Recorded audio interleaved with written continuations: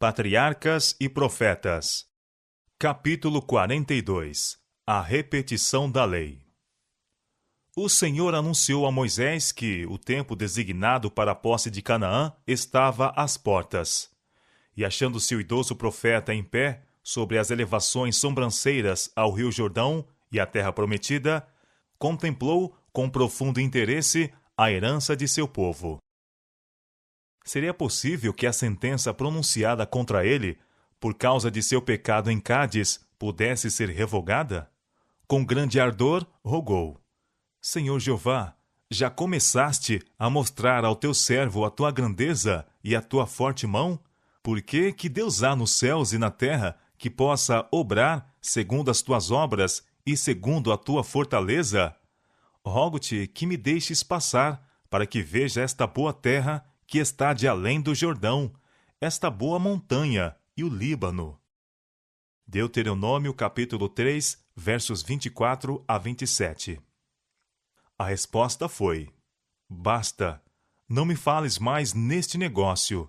Sobe ao cume de Pisga, e levanta teus olhos ao ocidente e ao norte e ao sul e ao oriente, e vê com os teus olhos, porque não passarás este Jordão. Sem murmurar, Moisés sujeitou-se ao decreto de Deus, e agora sua grande ansiedade era por Israel. Quem sentiria pelo bem-estar deles o interesse que ele sentira? De um coração repleto, ele derramou esta oração: O Senhor, Deus dos espíritos de toda a carne, ponha um homem sobre esta congregação, que saia diante deles, e que entre diante deles, e que os faça sair, e que os faça entrar, para que a congregação do Senhor não seja como ovelhas que não têm pastor. Números capítulo 27, versos 16 a 23. O Senhor ouviu a oração de seu servo, e a resposta veio: Toma para ti a Josué, filho de Num, homem em que há o Espírito, e põe a tua mão sobre ele, e apresenta-o perante Eleazar, o sacerdote, e perante toda a congregação, e dá-lhe mandamentos aos olhos deles, e põe sobre ele da tua glória, para que obedeça toda a congregação dos filhos de Israel. Josué havia durante muito tempo auxiliado a Moisés, e sendo homem de sabedoria, habilidade e fé, foi escolhido para suceder-lhe. Mediante a imposição das mãos por Moisés, acompanhada de impressionante conjuração, Josué foi solenemente separado como chefe de Israel. Foi também admitido a participar desde então no governo. As palavras do Senhor concernentes a Josué vieram por meio de Moisés à congregação. E se porá perante ele Eleazar o sacerdote, o qual por ele consultará, segundo o juízo de Urim, perante o Senhor. Conforme ao seu dito sairão, e conforme ao seu dito entrarão, ele e todos os filhos de Israel com ele, e toda a congregação. Antes de deixar sua posição como chefe visível de Israel, determinou-se a Moisés repetir-lhes a história de seu libertamento do Egito, e suas viagens no deserto, e também recapitular-lhes a lei proferida no Sinai. Quando a lei fora dada, apenas poucos da presente congregação tinham idade suficiente para compreender a terrível solenidade da ocasião. Como devessem logo passar o Jordão e tomar posse da terra prometida, Deus queria apresentar-lhes as reivindicações da sua lei e estipular-lhes a obediência como condição para a prosperidade. Moisés ficou em pé perante o povo para fazer suas últimas advertências e admoestações. Seu rosto foi iluminado de uma santa luz. Tinha os cabelos brancos pela idade, mas o corpo estava ereto, o rosto exprimia o vigor não abatido da saúde, e os olhos eram claros e fortes. Era uma ocasião momentosa, e com profundo sentimento descreveu ele o amor e misericórdia do Protetor Todo-Poderoso.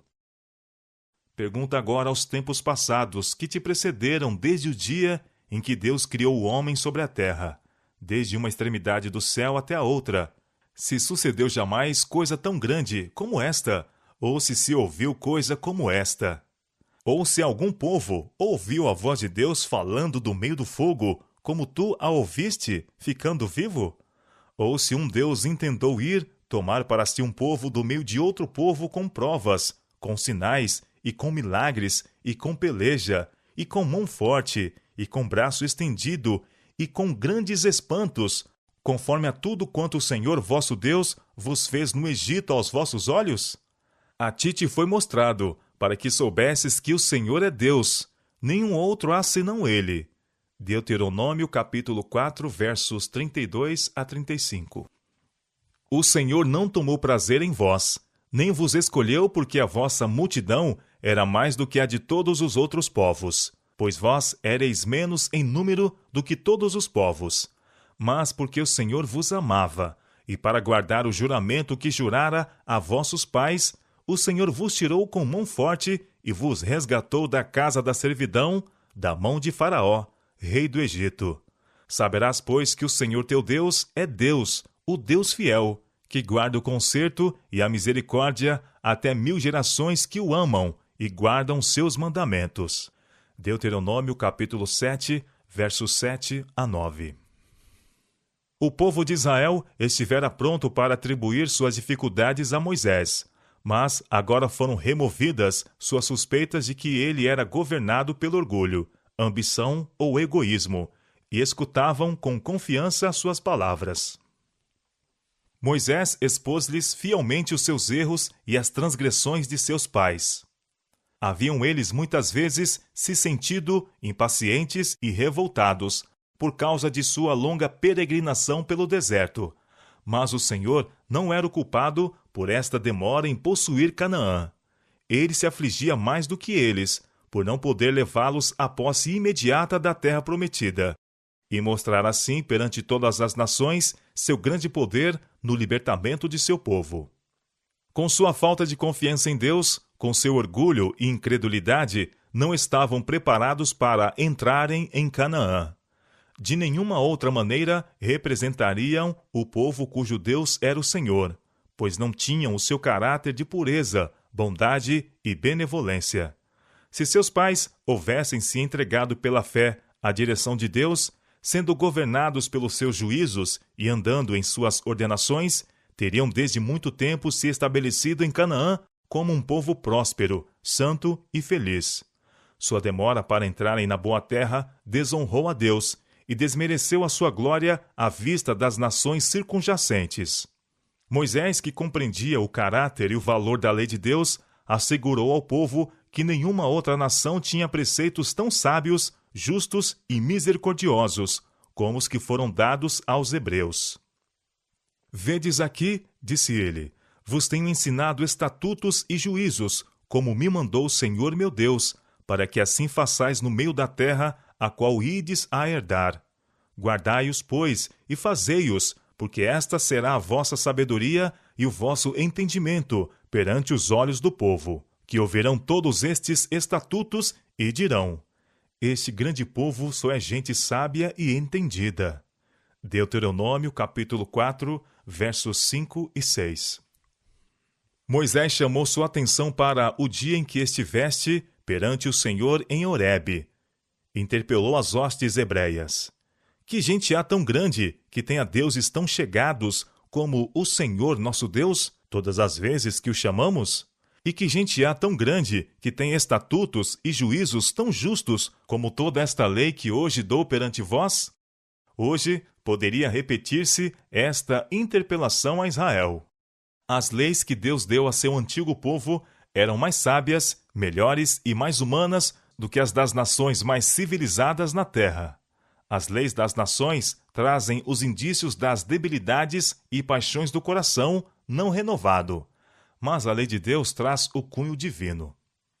O Senhor vos tomou e vos tirou do forno de ferro do Egito, declarou Moisés, para que lhe sejais por povo hereditário. Deuteronômio capítulo 4, versos 10, 7, 8 e 20.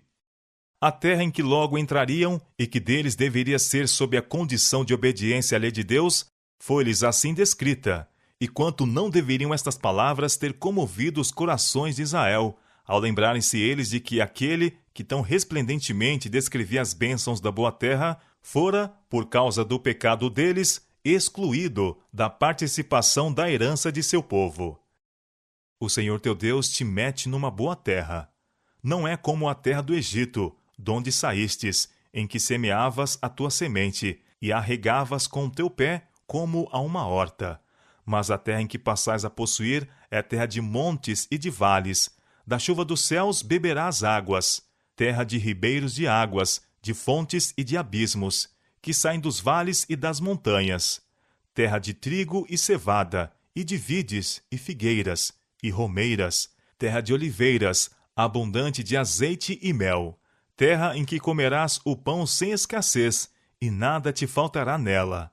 Terra cujas pedras são ferro, e de cujo montes tu cavarás o cobre. Terra de que o Senhor teu Deus tem cuidado.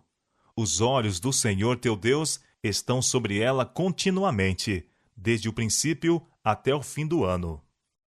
Deuteronômio capítulo 8, versos 7 a 9 e capítulo 11, versos 10 a 12. Havendo-te, pois, o Senhor teu Deus introduzido na terra que jurou aos teus pais, Abraão, Isaque e Jacó, te daria grandes e boas cidades, que tu não edificastes, e casas cheias de todo o bem que tu não encheste, e poços cavados que tu não cavastes, e vinhas e olivais que tu não plantastes, e comeres e te fartares. Guarda-te e que te não esqueças do Senhor. Guardai-vos de que vos esqueçais do concerto do Senhor vosso Deus, porque o Senhor teu Deus é um fogo que consome, um Deus zeloso. Deuteronômio capítulo 6, versos 10 a 12 e Deuteronômio capítulo 4, versos 23 e 24. Se fizessem mal à vista do Senhor, então disse Moisés: certamente perecereis depressa da terra, a qual passado o Jordão, ides possuir. Depois da repetição pública da lei, Moisés completou o trabalho de escrever todas as leis, estatutos e juízos que Deus lhe dera, e todas as regras relativas ao cerimonial dos sacrifícios. O livro que continha estas coisas foi posto sob os cuidados de oficiais competentes, e para ser guardado com segurança, foi depositado ao lado da arca. Achava-se ainda o grande chefe tomado de receio de que o povo se afastasse de Deus. Era um discurso muito sublime e palpitante, expôs-lhes as bênçãos que seriam deles sob a condição de obediência e a maldição que seguiria a transgressão. Se ouvires a voz do Senhor teu Deus, tendo cuidado de guardar todos os seus mandamentos, que eu te ordeno hoje, bendito serás tu na cidade, e bendito serás no campo, no fruto do teu ventre, e o fruto da tua terra, e o fruto dos teus animais. Bendito o teu cesto e a tua amassadeira. Bendito serás ao entrares, e bendito serás ao saíres. O Senhor entregará aos teus inimigos, que se levantarem contra ti, feridos diante de ti. O Senhor mandará que a bênção esteja contigo, nos teus celeiros, e em tudo que puseres a tua mão. Será, pois, que, se não deres ouvidos à voz do Senhor teu Deus, para não cuidares em fazer todos os seus mandamentos e os seus estatutos, que hoje te ordeno, então sobre ti virão todas estas maldições, e serás por pasmo, por ditado e por fábula entre todos os povos a que o Senhor te levará. E o Senhor vos espalhará entre todos os povos, desde uma extremidade da terra até a outra extremidade da terra. E ali servirás a outros deuses que não conheceste, nem tu, nem teus pais, ao pau e à pedra.